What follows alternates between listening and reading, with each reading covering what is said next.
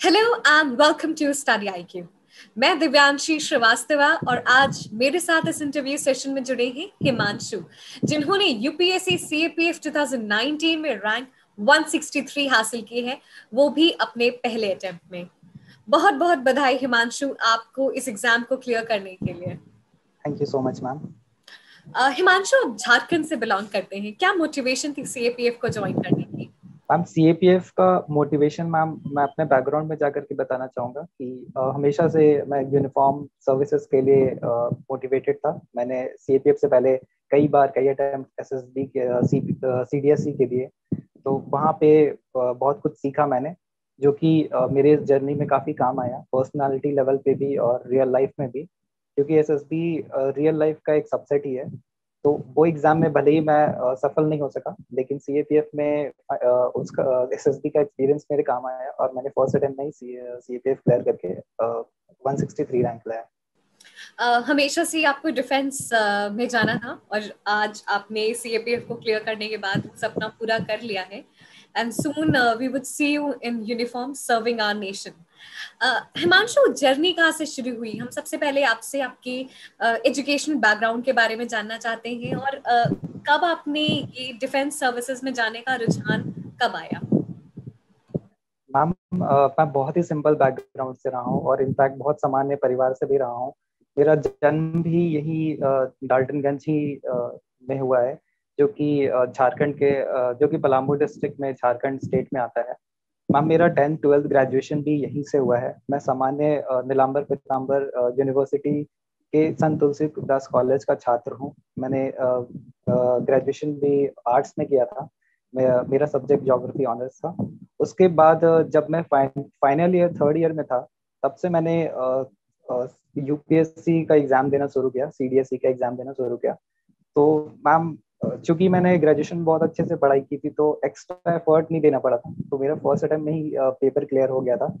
तो जब मैं एसएसबी में गया वहाँ पे, तो वहाँ का लाइफस्टाइल देखा तो एक अलग ही मोटिवेशन लगा और एक अलग अंदर से किक आया कि यही लाइफ में करना चाहिए मेरे को। तो बहुत सारे एक्सपोजर्स मिले मेरे को एसएसबी से। तो मैंने एक एम बना लिया कि मुझे यूनिफॉर्म चाहिए। बहुत सारी खामियां थी, कमजोरियां थी, जो कि एक्सपोजर्स नहीं मिल पाते हैं एक छोटे से शहर में रहने के बावजूद रहने के कारण। तो जब मैं एसएसबी में गया, तो वहाँ पे काफी चीजें, काफी लोगों से मिला, काफी चीजें एक्सपीरियंस पूरे जर्नी में सीखी, अपनी अपनी कमियों को शॉर्टलिस्ट किया, उस पर काम किया, वर्कआउट किया। फिर धीरे धीरे जैसे जैसे जर्नी आगे बढ़ी, तो फाइनली 2019 में मेरा सीपीएफ में सिलेक्शन हुआ। मैंने स्टार्ट किया था 2017 से पेपर देना। हिमांशु ने बहुत अच्छी बात की कि he is coming from a very small town, लेकिन ये मैटर नहीं करता कि आप कहाँ से आ रहे हो। अपॉर्चुनिटीज आपको खुद बनानी है और आप लाइफ में कितना बड़ा करेंगे ये आपके ऊपर डिपेंड करता है। तो प्लीज आप कहाँ से भी आ रहे हैं ये कभी भी मैटर नहीं करता। ओके। हिमांशु, जो सीएपीएफ के थ्रू फोर्सेस में रिक्रूटमेंट होता है, they are basically deployed for the internal security, और आप झारखंड से बिलोंग करते हैं, वो नक्सलाइट रीजन है। तो क्या वो मोटिवेशन था कि नक्सलाइट को, नक्सलिज्म को अपने एरिया में कम करना है and to contribute in the internal security of the nation? Ma'am अगर डेटा की बात करें तो अगर नियरली 115 डिस्ट्रिक्ट्स इंडिया में अक्रॉस 10 स्टेट्स नक्सलाइट अफेक्टेड हैं, रेड कॉरिडोर में आते हैं। और मैं जिस डिस्ट्रिक्ट से आता हूँ, पलामू डिस्ट्रिक्ट, ये भी रेड कॉरिडोर एरिया में ही है। और इनफैक्ट मैं डाल्टनगंज सिटी में यहाँ पे सीआरपीएफ का बटालियन भी पोस्टेड है यहाँ पे। तो मैं जब मॉर्निंग वॉक के लिए निकलता था, तो उन लोगों को देखता था, उनके लाइफ स्टाइल को देखता था, उनके यूनिफॉर्म्स जो कि मुझे काफी अट्रैक्ट करते थे। और जब मैं यूपीएससी के लिए पढ़ना स्टार्ट किया, तो उनका contribution in the internal security matters was really very appealing to me. तो आप कह सकती है मैम कि मेरा जो मोटिवेशन है यही इसका ओरिजिन यही डाल्टनगंज से ही हुआ है, क्योंकि मैं हमेशा से देखते रहता था उनको। तो वहाँ से आप मुझे मोटिवेशन मिला फोर्सेस ज्वाइन करने का। इनफैक्ट मैम मैं ये बताना चाहूंगा कि मैंने अपना पहला प्रेफरेंस भी सीआरपीएफ ही डाला है। हिमांशु, में बहुत खुशी है ये जान के कि सीआरपीएफ को आपने बचपन से देखा है, बड़ा होते बचपन से देखा है और आज आप सीआरपीएफ को ज्वाइन करने वाले हैं, तो हमें बहुत खुशी है जान के। हिमांशु, आपने बताया कि आपका ग्रेजुएशन भी आपके सिटी से ही हुआ है। कैसे जर्नी शुरू हुई एक्चुअली सीएपीएफ के लिए? आपने बताया सीडीएस का आपने करीब 8 एसएसबी दे रखा है, बट सीएपीएफ की अगर मैं एक्सक्लूसिवली बात करूं तो कैसे आपने सोचा कि सीएपीएफ के एग्जाम के लिए हमें प्रिपेयर करना है? मैम एसएसबी में मैं एक फ्रेंड से मिला था, अंशुल श्रीवास्तव, आपके प्लेटफॉर्म पे उन्होंने इंटरव्यू दे रखा है। तो वहीं से एक फ्रेंड बना अंशुल अंशुल श्रीवास्तव, तो उन्होंने मुझे बताया कि सीएपीएफ भी एक रास्ता है कोर्सेज ज्वाइन करने का। और जब मैं उसके डिटेल में पढ़ा तो मैं तो देखा कि बचपन से मैं देखता आया हूँ कोर्सेज को। तो और यहाँ पे भी जब आप रिक्रूट होते हैं तो यहाँ पे आप DSP equivalent assistant commandant rank पे पोस्ट होते हैं, काफ़ी रिस्पॉन्सिबिलिटीज होती है। नियरली 135 to 150 मैन आपके अंडर आपके कमांड में होते हैं। तो उनकी एडमिनिस्ट्रेशन रिस्पॉन्सिबिलिटी देखभाल सब के अंडर होता है। तो आप as as an assistant commandant आपका बहुत बड़ा कंट्रीब्यूशन होता है उनके लाइफ में। और नेशन कंट्रीब्यूशन में, इंटरनल सिक्योरिटी में पूरा देश जानता है कि सीआरपीएफ हर जगह डिप्लॉयड है, हर हर चीज़ों में, हर इलेक्शन हो गया या फिर छोटी छोटी चीज़ें हो गई, रॉयट कंट्रोल हो गया या फिर कोई सी भी चीज़ें, आईडी कंट्रोल, नक्सल को एलिमिनेट करने में, तो उनका बहुत बड़ा कंट्रीब्यूशन है। तो सीएपीएफ के लिए मैम मैं बोल सकता हूँ कि एसएसबी से ही मेरी शुरुआत हुई, वहाँ पे एक फ्रेंड बना और वहीं से मेरी जर्नी स्टार्ट हुई। हिमांशु, ये आपका फर्स्ट अटेम्प्ट था, आपने पहले भी सीडीएस दे रखा है, बट मैं जानना चाहती हूँ अगर जैसे हमने बात की एक्सक्लूसिवली सीएपीएफ के बारे में, तो एक्सक्लूसिवली सीएपीएफ की तैयारी के बारे में मैं पूछना चाहूंगी, क्या क्रिटिकल पॉइंट्स आपके जर्नी में रहे जो आपको फर्स्ट अटेम्प्ट में इस एग्जामिनेशन में रैंक हासिल करवा दिया? मैम मैं पेपर वाइज अगर बात करूँ तो मैम पेपर वन के लिए कुछ सब्जेक्ट्स हैं जो आप स्किप नहीं कर सकते हैं।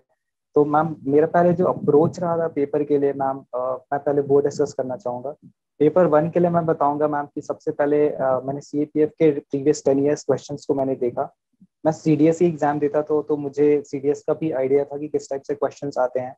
तो मैंने 10 साल सीडीएस ही पेपर को भी देखा। फिर लास्ट में मैम मैंने सिविल सर्विसेज के पेपर को 10 साल के पेपर को एनालाइज किया। मैम इससे ये पता चलता है कि एग्जाम का साइकोलॉजी क्या है और उसका डिमांड क्या है, वो किस टाइप से क्वेश्चंस पूछ रहा है, आपको एक पैटर्न पता चलता है। तो ये मैंने बैकएंड से शुरू किया, मतलब क्वेश्चन अटैक करके कि कौन सा सेक्शन में मुझे ज्यादा ध्यान देना है। उसके बाद मैंने लिस्ट तैयार की कि मुझे यही चीज़ों, यही बुक्स को पढ़ना है और बार बार पढ़ना है। तो मैम मैंने हिस्ट्री के लिए मैम मैंने स्पेक्ट्रम पढ़ा था। और एंशिएंट के लिए मैम मैंने एनसीईआरटी 11th क्लास की आती है, आर एस शर्मा, वो पढ़ा था। मेडिएवल के लिए मैम मैंने स्किप कर दिया था, मेडिएवल मैंने नहीं पढ़ा था क्योंकि उसका कंट्रीब्यूशन बहुत कम है सीएपीएफ के पेपर में। फाइन आर्ट्स के लिए आर्ट एंड कल्चर के लिए एक फाइन आर्ट्स की किताब है हिस्ट्री के लिए मैम, मैंने वो पढ़ा था। ज्योग्राफी के लिए मैम मैंने चार एनसीईआरटी 11th 12th की 4 किताबें मैंने वो पढ़ा था। इन्वायरमेंट के लिए मैम मैंने शंकर आईएएस का भी पढ़ा था, और वो भी सब कुछ नहीं पढ़ा था, बस वो सेक्शंस पे ज्यादा ध्यान दिया जो कि ज्यादा एग्जाम्स में पूछे जाते हैं। मैम जब भी आप पेपर लगाते हैं प्रीवियस ईयर्स तो आपको समझ आता है कि कौन सा सेक्शन इंपॉर्टेंट है, कौन सा सेक्शन को स्किप करना है। तो मैंने बैकएंड से इसलिए शुरू किया। इन इकोनॉमिक्स के लिए मैम मार्केट में आपको या पीडीएफ पे यूपीएससी फ्री मटेरियल में वाजीराम का येलो बुक आता है, तो मैम मैंने इकोनॉमिक्स के लिए वो पढ़ा था। बहुत अच्छी किताब है मैम, बहुत शॉर्ट और सिंपल में बहुत एक्सप्लेन्ड है लूसिडली। पॉलिटी के लिए भी मैम मैंने वही पढ़ा था मैम, या वाजीराम का येलो बुक ही पढ़ा था, लक्ष्मीकांत मैंने नहीं पढ़ा था। और फिर साइंस एंड टेक्नोलॉजी के लिए मैम मैंने ल्यूसेंट पढ़ा था और बाजीराम का क्लास नोट्स पढ़ा था। और बायोलॉजी सेक्शन का क्लास 12 का लास्ट 4 चैप्टर्स पढ़े थे उसके। तो उससे साइंस एंड टेक्नोलॉजी का क्वेश्चन हो गया था मैम। करंट अफेयर्स मैंने बहुत स्मार्टली प्रिपेयर किया था। मैं प्रीवियस ईयर क्वेश्चंस को देख करके कौन सा सेक्शन, जैसे स्पोर्ट्स हो गया या अवार्ड्स हो गए, तो उस सेक्शंस को मैंने टच किया था वहां से। और मैम अगर करंट अफेयर्स के लिए मैं स्टूडेंट्स को, एस्पिरेंट्स को एडवाइस करूँगी कि कोई सा भी मैगजीन आप पढ़ लीजिए। मैंने तो प्रतियोगिता दर्पण का समरी जो आता है वो पढ़ लिया था, तो मेरे लिए हो गया था। स्मार्टली मैंने तैयार की थी करंट अफेयर्स के लिए। मैथ्स मैंने प्रीवियस ईयर्स देख लिया और सिमिलर क्वेश्चंस, थोड़ा क्वेश्चन तैयारी कर ली। तो ये मेरा मैम पेपर वन के लिए था अप्रोच। मैम पेपर टू के लिए मैम आई वुड से कि टाइम मैनेजमेंट वेरी इंपॉर्टेंट है, क्योंकि पेपर कंप्लीट नहीं हो पाता लोगों का। तो मैम मैंने अपने स्वॉट एनालिसिस किया, स्ट्रेंथ और वीकनेस को अपने देखा। तो मैम मेरा content was good okay, but writing was slow. और उस हिसाब से मैंने अपने आप को एडजस्ट किया। तो मैंने मैम लास्ट सेक्शन जो होता है ग्रामर सेक्शन, पहले मैंने उसको अटेम्प्ट किया 20-25 मिनट में। फिर उसके बाद फिर मैंने 4 एसेज आते हैं, मैंने उसको अटेम्प्ट किया 70-80 मिनट में मैम, मैंने उसको किया कंप्लीट। फिर आर्ग्यूमेंट, काउंटर आर्ग्यूमेंट, फिर रिपोर्ट। और मैंने मेक श्योर किया कि प्रिसाइजली जो है वो बहुत उसका इनपुट आउटपुट रेशियो बहुत कम है, तो मैं यही सजेस्ट करूंगा कि आप उसको लास्ट में रखें, क्योंकि 15-20 मार्क्स का होता है, और अगर आप उसको पहले अटेम्प्ट करने जाते हैं तो हो सकता है वो आपका आधा घंटा भी कंज्यूम कर ले। तो मेरी इस टाइप से अप्रोच रही थी पेपर 2 को करने के लिए। मैम मैंने पेपर 2 के लिए बहुत ही एक्सक्लूसिवली तैयारी की थी, क्योंकि जैसे जैसे कंपटीशन बढ़ रहा है तो आपको भी उस हिसाब से अडाप्ट करने की ज़रूरत है। तो मैम मेरा जो एसेज का इंट्रोडक्शन होता था, मैं इस टाइप से कर रखा था तैयार कि डेफिनेशन में या तो टॉपिक्स जो आ रखे हैं, मैं या तो उसका इंट्रोडक्शन में डेफिनेशन लिखूंगा, या कोटेशंस में लिखता, जैसे कुछ बड़े बड़े लोग हैं, जैसे जवाहरलाल नेहरू हो गए, हिटलर हो गए, तो इस टाइप से मैं कोटेशन लिख रखा था टॉपिक वाइज। तो मैंने कोटेशंस रख रखे थे, तो जो टॉपिक आता था मैं कोटेशन से स्टार्ट करता था अपने एसेस को। या कॉन्स्टिट्यूशंस के आर्टिकल्स हैं उससे भी आप कर सकते हैं, या आईएएस पार्लियामेंट का रिपोर्ट आता है, रिपोर्ट्स एंड इंडिसेस, तो वहां से आप कोट कर सकते हैं कि किस टॉपिक में, जैसे हेल्थ आ गया तो वहां से कोई टॉपिक आप उठा सकते हैं कि WHO के अकॉर्डिंगली ये रैंक और ये रिपोर्ट है, डेटा वहां से आप कलेक्ट कर सकते हैं। फिर मैंने सस्टेनेबल डेवलपमेंट गोल्स 1 से 17 तक वो भी मैंने कोट करने की कोशिश करता था अपने इंट्रोडक्शन में। फिर उसके बाद आप कोटेशन कोट कर सकते हैं, स्टेटमेंट बाय बिग प्रोफाइल्स वो कोट कर सकते हैं। फिर मैं मेक श्योर किया कि आप डायमेंशंस देने की कोशिश की मैंने। तो मेरा एक फ्रेंड है अतुल, उसने मुझे एक कोटेशन बताया था AIEEE और CSS की। ये मैम डायमेंशन है, ए एडमिनिस्ट्रेटिव हो गया, इंस्टीट्यूशनल हो गया, ecology, environment, ethics, constitutional, society, polity. तो इस टाइप से मैंने ऐसे इसको डायमेंशंस देने की कोशिश की। आर्ग्यूमेंट्स मैंने मेक श्योर किया कि मैंने पॉइंट वाइज लिखूं, क्योंकि एक साइकोलॉजिकल इम्पैक्ट पड़ता है एग्जामिनर के ऊपर, क्योंकि वो सोचते हैं कि हाँ बच्चे को बहुत कुछ आता है, इसने 4 पॉइंट 5 पॉइंट फेवर में लिखा है, अगेंस्ट में लिखा है। तो मैंने मेक श्योर किया कि पॉइंट वाइज लिखो। मैं जितना आसान हो सकता था कॉपी चेक करने वाले को, मैं उतना आसान करके देना चाहता था।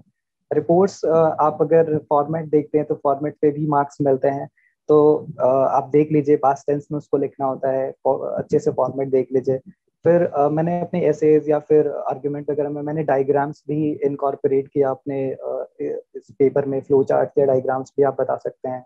और कुछ कुछ टॉपिक्स हैं, हॉट टॉपिक्स हैं, जिन पे आपका एकदम बना बनाया डेटा या फिर कंटेंट रेडी होना चाहिए, जैसे एग्रीकल्चर हो गया, हेल्थ, एजुकेशन, वुमेन एम्पावरमेंट। तो ये सब टॉपिक्स हैं, आप शॉर्ट लिस्ट कर लिए। जब आप न्यूज़पेपर पढ़ेंगे तो आपको पता चलेगा कि हाँ ये टॉपिक्स हैं, ये प्रोबेबल टॉपिक्स हैं, आ सकते हैं। और अगर कुछ भी जैसे आपको टॉपिक समझ नहीं आ रहा, तो आप ही के चैनल से एक सर हैं महिपाल या महिपाल सिंह सर, तो उनका मैं लेक्चर्स भी देखता था, इवन की CDS के टाइम भी मैं उनका देखता था। तो काफ़ी इंड्यूसिवली वो एक्सप्लेन करते थे टॉपिक्स को। तो कंसेप्चुअल क्लैरिटी के लिए आप वीडियोस देख सकते हैं। आप जरूरी नहीं स्टडी IQ से ही देखिए, कोई सा भी देख सकते हैं, लेकिन मैं सजेस्ट करूंगा कि महिपाल सर बहुत अच्छा पढ़ाते हैं, तो आप उनके वीडियोस देख सकते हैं। फिर आप आप जितने एंगल्स देंगे अपने एसेस को, तो आपका +1 एग्जाम पेपर में होता जाएगा, और यही आपके लिए इम्पोर्टेंट होता है सिलेक्शन में। तो ये मेरी अप्रोच रही थी पेपर 1 और 2 को ले करके। आई होप ये आपको मेरी स्ट्रैटेजी शायद आपको कुछ एक रास्ता बता सके। आपने ये पूरा एग्जाम सेल्फ स्टडी के बदौलत ही क्लियर किया। तो जो एस्पिरेंट सेल्फ स्टडी करते हैं उनको अपने पेपर 2 की स्पेसिफिकली मैं बात करूं तो आंसर राइटिंग प्रैक्टिस किस तरीके से होनी चाहिए, और वो टाइम टू टाइम अपना असेसमेंट कैसे कर सकते हैं? मैम मैं एग्जाम के साइकोलॉजी को समझने की कोशिश करता था। तो मैंने कोई टेस्ट सीरीज ज्वाइन नहीं करा था, तो मैं प्रीवियस ईयर्स ही देखता था कि एग्जाम किस टाइप से, किसकी डिमांड क्या है।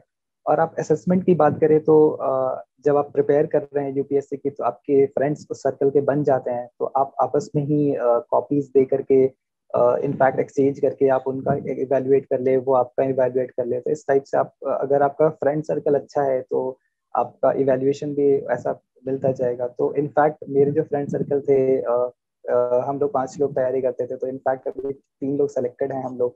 2 लोग थोड़ा सा कुछ मार्क्स हो सकता है उनके पेपर में कम रहे हैं, और वो भी इस बार सेलेक्टेड ही है रिटर्न में, तो नेक्स्ट टाइम वो ही जाएंगे। तो आप अपने फ्रेंड सर्कल अच्छे बनाइए। अगर आप कोचिंग अफोर्ड नहीं कर पा रहे हैं, वैसे कोचिंग आपको एक रास्ता ही बताएगा, करना तो आपको खुद ही है।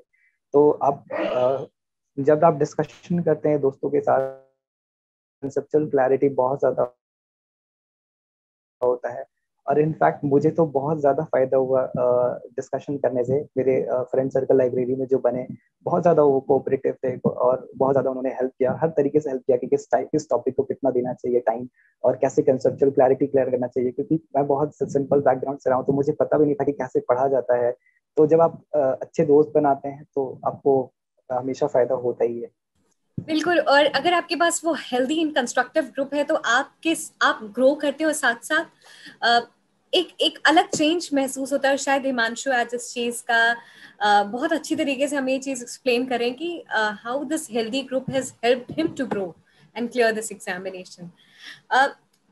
मेरा जो फ्रेंड सर्कल था पीटी के time, physical preparation, physical test के टाइम, तो जब मैं ग्राउंड जाता था फिजिकल की तैयारी करने के लिए, तो वहाँ मेरे जो फ्रेंड सर्कल बने, वही फिजिकल में भी उन्होंने काफी ज्यादा हेल्प किया कि शॉर्ट पुट कैसे करना चाहिए, लॉन्ग जंप को किस स्ट्रैटेजी किस कैसे आप टैकल कर सकते हैं। तो इनफैक्ट मैम पीटी के टाइम भी मेरे जो फ्रेंड बने, जब मैं फिजिकल की तैयारी के ग्राउंड जाता था तो वहाँ मेरे फ्रेंड बने कुछ, तो उन्होंने काफी हेल्प करा मुझे लॉन्ग जंप में स्ट्रेटजी कैसे रखनी चाहिए, कैसे अप्रोच करना चाहिए, शॉर्ट पुट कैसे देखना चाहिए, जो जो भी उनका रिक्वायर्ड स्टैंडर्ड है। और इनफैक्ट जब हम सभी लोग क्लियर कर लिए थे पीईटी, तो इंटरव्यू की तैयारी भी लॉकडाउन के फेज में हम लोग सभी लोग अपने घर में थे, तो हम लोग कॉल्स पे डिस्कस करते थे, transcript previous year selected candidates का ट्रांसक्रिप्ट डिस्कस करते थे, प्रोबेबल क्वेश्चंस डिस्कस करते थे, पूरा इंटरनल सिक्योरिटी चैलेंजेस क्वेश्चंस, पूरी किताब हमने internal security challenges by Ashok Kumar हमने कॉल्स पे डिस्कस कर लिया। In fact IPS Mahesh Bhagwat sir एक व्हाट्सएप ग्रुप पे थे, तो काफी ज्यादा अगर आपका कोई भी रिलेशनशिप अगर प्रोग्रेसिव है तो काफी ज्यादा आपको पर्सनल लेवल पे और प्रोफेशनल लेवल पे ग्रो करने में काफी हेल्प करता है। तो इंटरव्यू मेरे लिए फ्रेंड्स और महेश भागवत सर का बहुत बड़ा कंट्रीब्यूशन था। और इनफैक्ट एसएसबी का लर्निंग भी मेरे जो प्रीवियस एक्सपीरियंस थे, जो मेरे फ्रेंड्स बने वहाँ पे, और लाइफ एक्सपीरियंस था मेरा, तो वो इंटरव्यू टैकल करने में मुझे बहुत हेल्प किया। मैं यही सजेस्ट करूंगा कि आप अपने नेबर्स तो नहीं नहीं चुन सकते, लेकिन आप अपने फ्रेंड्स जरूर चुन सकते हैं। जवाहरलाल नेहरू ने ही ये स्टेटमेंट कहा था कि you can not choose your neighbours but you can choose your friends. तो आई वुड सजेस्ट कि choose your friends wisely, friends who can give confidence to you that आप कर सकते हैं, फ्रेंड्स जो आपको हमेशा भरोसा दिलाए कि ये आपके लिए ही है, आपके लिए ही बना है, और फ्रेंड्स आपको जो हमेशा ग्रो करने में मदद करे। तो आप अगर ऐसा फ्रेंड सर्कल रखते हैं तो आपके पर्सनालिटी लेवल पे और प्रोफेशनल लेवल पे, इनफैक्ट लाइफ में भी आप काफी चीज सीखते हैं। This is truly very inspirational journey. हमने बहुत बार सुना है कि फिक्शंस में सुना है कि फ्रेंड्स साथ में तैयारी कर रहे थे and they have conquered this dream together, but आज हमने ऐसे फ्रेंड सर्कल से मिले हैं जिन्होंने साथ में तैयारी की and they have conquered their dream together. तो this is wonderful to know Himanshu. Himanshu, जैसे आपने पूरी तरीके से प्रिपरेशन सेल्फ स्टडी की, और इसे मैं बार बार हाईलाइट करना चाह रही हूँ इसलिए क्योंकि कई बार हमें लगता है कि अगर हम बड़े शहरों में नहीं जा रहे हैं तो हम तैयारी उस लेवल की नहीं हो पाती है। ये मिथ है, लेकिन कई बार इस मिथ से भी लड़ना बहुत जरूरी होता है। तो हिमांशु जीता जागता एग्जाम्पल हमारे साथ है। हिमांशु, लिखने की प्रैक्टिस आपने कैसे की? जैसे आपने बताया कि फ्रेंड सर्कल बहुत ही प्रोडक्टिव था, लेकिन लिखने की शुरुआत कैसे की, और जब आप लिखते थे तो क्या एक सेट पैटर्न होता था? मैम आंसर राइटिंग की बात करें मैम, तो मैंने बहुत ज़्यादा मैंने कोई कोचिंग नहीं लिया। मैं हमेशा एग्जाम के साइकोलॉजी को समझ के अप्रोच करता था आंसर राइटिंग में। In fact content writing was not a very big challenge for me. मैं बचपन से ही कंटेंट राइटिंग में बहुत अच्छा था, क्योंकि टीचर्स जो होते हैं ना मैम, वो प्रोत्साहित करते हैं बच्चों को। तो मैं बचपन से ही अच्छा लिखता था, तो मेरी टीचर्स दिव्या मैम हो गई, प्रिंसिपल मैम हो गई, शिल्पी मैम हो गई, तो ये लोग बताते थे कि अच्छा लिखते हो आप। इनफैक्ट मैं पोएम कविता पे लिखता था, तो वो बहुत काफी प्रोत्साहित करते थे मुझे। तो मुझे बहुत ज्यादा चैलेंज नहीं हुआ कंटेंट लिखने में। मेरे लिए बस पेन लेकर के लिखना स्टार्ट करना was easy cake for me. लेकिन हाँ, यूपीएससी का अलग रिक्वायरमेंट है, आप उसके रिक्वायरमेंट के हिसाब से अपने आंसर्स को स्ट्रक्चर करना पड़ता है। तो ये मैम मैंने सीखा मैम। कुछ चैनल्स हैं, आप तो बहुत सारे ऑनलाइन चैनल्स हैं, आप स्टडी आईक्यू पे भी देख सकते हैं कैसे अप्रोच करना चाहिए। बहुत सारे टीचर्स हैं गाइडेंस के लिए। एक हफ्ते देख लीजिए, आपको एकदम आइडिया क्लियर लूसिड आइडिया मिल जाता है, कि पूरा क्लियर पिक्चर हो जाता है कि आपको किस किस टाइप से अप्रोच करना है। सीएपीएफ में भी इनफैक्ट सिमिलर ही है, बस आपको कंटेंट को अकॉर्डिंगली जो पूछे जा रहे हैं टॉपिक्स उसके हिसाब से मोल्ड करना है। तो content writing I would say कि डेली प्रैक्टिस का ही चीज है, मेरा बचपन से ही था, तो मुझे उतना ज्यादा चैलेंज इशू नहीं हुआ। अगर एस्पिरेंट्स को कंटेंट राइटिंग में इशू आ रहा है तो आप उसको लिखिए, और लिखने का कोई सही समय नहीं होता है कि पहले लोग सोचते हैं कि पहले मैं पढ़ लूंगा उसके बाद लिखूंगा। आप डेली बेसिस पे भी स्टार्ट कर सकते हैं। आप डेली लिखेंगे तो हर दिन आपको +1 इम्प्रूवमेंट दिखेगा, और मेरे हिसाब से यही एक अच्छा रास्ता है अपने आप को खुद के कंटेंट को डेवलप करने का। आप अपने दोस्तों से इवेल्युएट करा सकते हैं, जहाँ आपके कोई टीचर हैं जो गाइड हैं, आप उनसे मिलें, उनको दिखाएं, और आप अपने कंटेंट को इवेल्युएट करा सकते हैं। तो ये भी कुछ कुछ रास्ते हैं आप कर सकते हैं।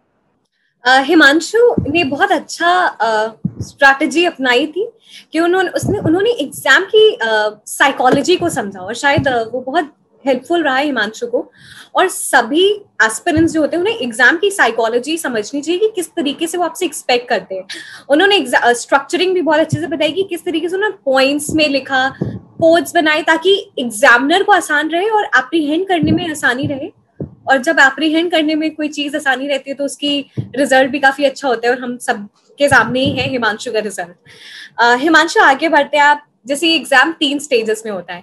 रिटन, जो कि हमने पेपर 1 पेपर 2 की बात कर ली। उसके बाद होता है पीईटी, फिजिकल एग्जामिनेशन टेस्ट, और जो तीसरा होता है वो पर्सनालिटी टेस्ट होता है। तो हम सेकंड और थर्ड स्टेज की आपसे बात करते हैं, क्योंकि आप हमेशा से डिफेंस एस्पिरेंट रहे हैं। राइट मैम, फिजिकल टेस्ट के लिए मैम मुझे बहुत ज्यादा वर्कआउट नहीं करना पड़ता, क्योंकि मेरा बैकग्राउंड भी मार्शल आर्ट्स रहा है। मैं इसमें भी ग्रीन 1 बेल्ट तक मैं गया हूँ, और काफी टाइम तक मैंने मार्शल आर्ट्स सीखा है, और मैं अपने स्कूल में भी स्पोर्ट्स कैप्टन था। तो मेरे लिए physical was not a very big challenge. हाँ, क्योंकि मेरी वेट थोड़ा ये थी, कम थी, और शॉटपुट जो होता है वो मेरे लिए एक चैलेंज था। तो प्रज्वल और स्वप्निल, जिनके साथ मैं पीटी के लिए तैयारी करने जाता था ग्राउंड पे, प्रैक्टिस करने की चीज तो हर चीज होती है, तो जब मैं जाता था तो वो काफी काफी उन्होंने हेल्प किया, स्ट्रैटेजी बताई कि इस टाइप से अप्रोच करना चाहिए पीटी के लिए।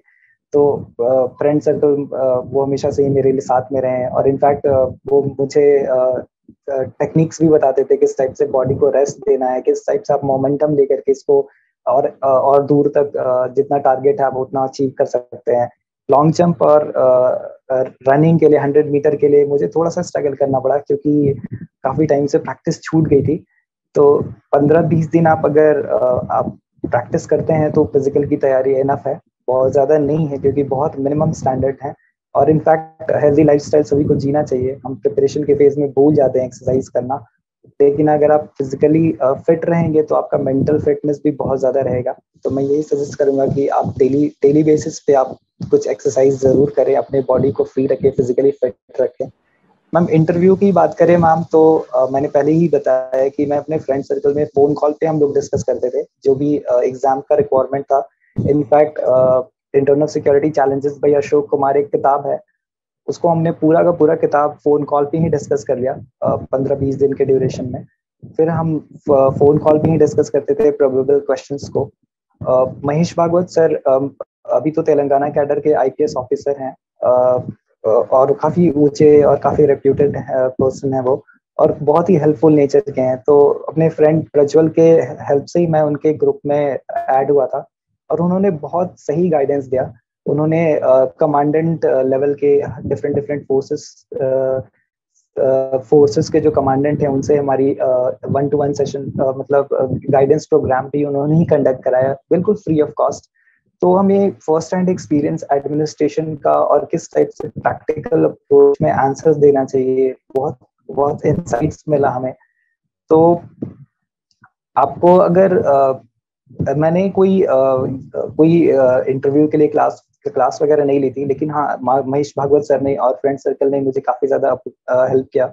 और एसएसबी का एक्सपीरियंस भी मेरा था practical approach to situation reactions, क्योंकि जब आप एसएसबी में जाते हैं तो आपका वो पूरा साइकोलॉजी टेस्ट ही लेते हैं, आप किस टाइप से रिएक्ट करते हैं। तो वो प्रैक्टिकल लाइफ एक्सपीरियंस जो आपको एसएसबी में मिलता है, जो मुझे मिला और मुझे पूरे जर्नी में मैंने सीखा अपनी खामियों के बारे में। तो इनफैक्ट मेरे जो पर्सनालिटी टेस्ट का जो क्वेश्चन था वो भी उसी टाइप से बेस्ड था। और मैं एकदम 100% रेडी था अपने इंटरव्यू के लिए। जब मैं इंटरव्यू में जाने वाला था, टीसी आनंद सर का बोर्ड था, तो थोड़ा सा फियर तो आता है, बट सामने एक मिरर लगा हुआ था। मैंने बस अपने आप को देखा एंड आई सेड कि this is the time that I have been waiting for and this is my call, I am going to hit the ball. और जाते ही मैंने हर बॉल पे सिक्सर ही मारा, और मेरा इंटरव्यू बहुत शॉर्ट टाइम के लिए चला, बस 11-12 मिनट इंटरव्यू चला था। जब आनंद सर ने बोला कि योर इंटरव्यू इज ओवर, तो मैंने टाइम देखा कि just 12 minutes, but I was sure कि हाँ ठीक है, उन्होंने जो जज करना था वो 12 मिनट्स में कर लिया। तो मैं यही बोलूंगा कि आप एग्जाम के रिक्वायरमेंट को समझिए। आप अगर सीएपीएफ में जा रहे हैं तो इसमें किस टाइप से ओएलक्यूज चाहिए, आप उन पे काम करिए। जरूरी नहीं है कि सब लोग ब्रिलियंट होते हैं या सब लोग, कोई सभी लोगों में ओएलक्यूज आता ही है। आप ओएलक्यूज डेवलप कर सकते हैं with time. OLQs is officer like quality. आप डेली बेसिस पे उस पर काम कर सकते हैं। तो मेरा तो फ्रेंड और डेली बेसिस पे एसएसबी का जर्नी, महेश भागवत सर का कुछ कुछ गाइडेंस, तो ये मेरे लिए बहुत वंडर्स काम किया था। बिल्कुल, हिमांशु ने जैसे कहा कि जरूरी नहीं है आप बहुत ही स्टार्टिंग से एक्स्ट्राऑर्डिनरी रही, लेकिन आप अपनी मेहनत से आपका एंड एक्स्ट्राऑर्डिनरी जरूर हो सकता है। और जैसे हिमांशु ने कहा कि वो स्टेप बाय स्टेप कंसिस्टेंटली काम करते गए और आज he is all about to join the forces. Himanshu, आप क्या अपने इंटरव्यू एक्सपीरियंस से कुछ क्वेश्चंस शेयर कर सकते हैं कि आपको कुछ सिचुएशन रिएक्शन टेस्ट मिले थे और उसे आपने कैसे टैकल किया था? मैम, मुझसे 3 एसआरटीज पूछे गए थे। एसआरटीज वाज कि आप अगर आपको असिस्टेंट कमांडेंट बना दिया जाए सीआरपीएफ में, और सामने से आप एक इनएक्सेसिबल एरिया में आप जा रहे हैं कुछ टारगेट अचीव करने के लिए, और ऑल ऑफ सडन फायरिंग होने लगे, तो आप क्या करेंगे? तो मैम, मैंने बहुत ही प्रैक्टिकल आंसर दिया था। इनफैक्ट ये हमने अपने फ्रेंड सर्कल में डिस्कस ही कर लिया था, ये प्रोबेबल क्वेश्चन। मैंने यही बोला कि sir, I would divide the team into two, I divide the group into 2 teams, one team to give backup, one team to distract, I will distract the enemy and other team will take proceed. And फिर हम उनको distract करके, उनको overcome करके, फिर हम अपने targets को भी अचीव कर लेंगे। तो it was just 1 SRT and then level was kept increasing. तो जैसे जैसे लेवल बढ़ता गया, मैं उसका जवाब भी कामली कंपोजली देता गया, क्योंकि जब मैं अपने फ्रेंड सर्कल से डिस्कस कर रहा था, तो ये सारे प्रोबेबल क्वेश्चंस, डायमेंशंस हमने काफी चीजें डिस्कस कर ली थी। तो मेरे लिए इजी था ये। हिमांशु, हमने आपके इंटरव्यू एक्सपीरियंस के बारे में सुना और बहुत ही इंटरेस्टिंग था कि किस तरीके से आपने ये भी पार्ट अपने फ्रेंड्स के साथ ही डिस्कस किया। जैसे हमने हिमांशु की पूरी जर्नी के बारे में तो बात किया, लेकिन हिमांशु मार्शल आर्ट्स में बहुत अच्छे, स्पोर्ट्स में बहुत अच्छे। While he was in school he was sports captain, और ये बहुत ही अच्छी पोएट्री भी लिखते हैं। तो हिमांशु, हमारे साथ आप कुछ पोएट्री शेयर करना चाहेंगे? मैम, ऐसे तो मैंने बहुत सारी पोइट्रीज लिखी है। आज मैं एक पोइट्री एस्पिरेंट्स को भी एक मैसेज के साथ और अपनी मम्मी को डेडिकेट करते हुए बोलना चाहूंगा, क्योंकि यूपीएससी का जर्नी बहुत लंबा होता है। आप अप्स एंड डाउन्स बहुत चीजें झेलते हैं, देखते हैं। तो आप, मैं यही बोलूंगा कि जब भी आप परेशान हो अपने प्रिपरेशन फेज में, तो आप अपनी मदर से बात कर सकते हैं, अपने फैमिली से बात कर सकते हैं, आपको स्ट्रेंथ मिलेगा। मुझे बहुत मिलता था। तो एक पोयम मैं अपने मदर को डेडिकेट करते हुए बोलता हूँ। चलो एक दास्तां लिखता हूँ, पर उनकी उम्र का बयान ना कर पाऊँ। अपने लिए जिया ही कहाँ है कि उनकी सच्ची उम्र का अंदाजा लगा पाऊँ। तुम्हारे कर्ज इतने हैं कि मेरे कलम की अर्ज भी इन्हें समेट ना सके। तुम्हारी ममता को मैं कैसे दुनिया को बताऊं। तुम्हारे आंख और आंसू जो कि झूठ बोल देती हैं कि सब ठीक है, वो आंख का ज्वाला हिम्मत है मेरी, ये कैसे छिपाऊं। बुरे हालात में जीना सिखाया तुमने, ये साहस की दास्तां और उम्मीद की रोशनी देने का ऋण मैं शायद कभी ना चुका पाऊं। तुम्हारे त्याग और निस्वार्थ भावना का शायद यह कहानी मैं कभी खत्म ना कर पाऊं। This is beautifully recited, and I'm sure your mother is extremely proud of you today. Himanshu, your final words for the student community? मैं एस्पिरेंट्स को मैं यही बोलूंगा कि एक दिन में 60,000 थॉट्स आते हैं आपके माइंड में। तो अगर आपको कुछ सोचना ही है, तो कुछ बड़ा सोचिए और अपने खुद के लिए बेहतर सोचिए। आप अपने लिए अच्छा सोचिए, समाज के लिए अच्छा सोचिए, देश के लिए अच्छा सोचिए, क्योंकि जो भी आप कुछ सोचते हैं, आप विजुअलाइज करते हैं, आपके साथ होता है। तो अगर आप बेहतर सोचते हैं तो आपके साथ बेहतर होगा। मैं यही आपको सजेस्ट करूंगा। बिल्कुल, सोचना है तो कुछ बड़ा सोचिए और उस बड़ी सोच को इम्प्लीमेंट करने में अपनी जी जान और पूरी लगन से लग जाइए। बहुत बहुत धन्यवाद हिमांशु, हमारे साथ जुड़ने के लिए, अपनी बहुत ही इंस्पायरिंग जर्नी शेयर करने के लिए। Thank you so much Himanshu, and we wish you all the best for your future. Thank you. Thank you so much, ma'am. Study IQ, a very big platform for giving me opportunity to share my experiences and journey to the aspirants. I hope I'm able to motivate and inspire few aspirants in the of future. Thank you so much, ma'am.